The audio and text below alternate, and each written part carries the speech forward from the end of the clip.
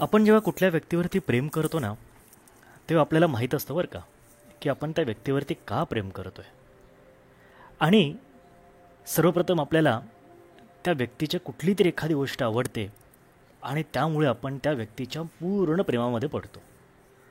असाच मी सुद्धा एका व्यक्तीच्या प्रेमात पडलो होतो. अर्थात पडलो आहे खरंच.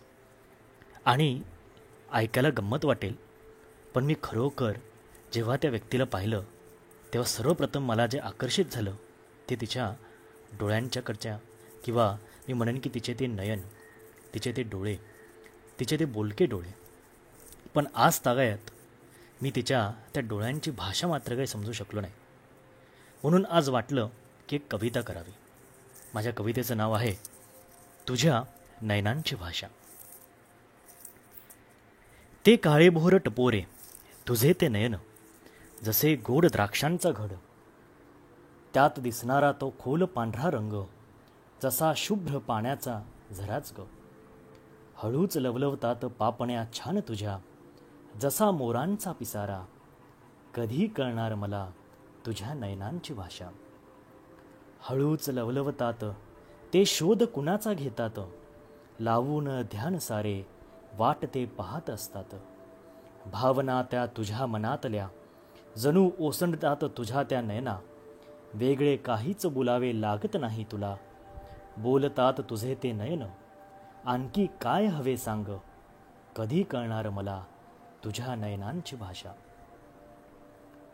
हसतात किती ते गोड, दिवस सुरू होतो खूप छान, बघताच तुझ्या त्या नजरेत काहीतरी होते मला.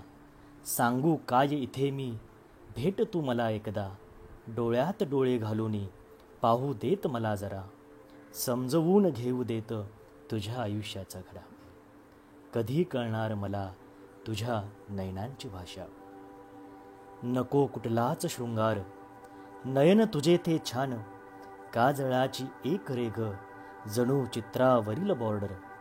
सुंदर म्हणजे काय जेव्हा पाहतो मी ती काळजाची काजळाची रेघ. टपोरेदार तुझे ते नयन, वेडा पिसा मी झालो त्याचा, नाही प्रेम झाले तुझ्यावरी, तरी हळूच चोरला तुझा तो नयनांचा ताबा. आखीव रेखीव निर्मळ तेजोमय, काय द्यावी त्यास उपमा, अलंकार तुझे नयन जणू अमृताची खाण.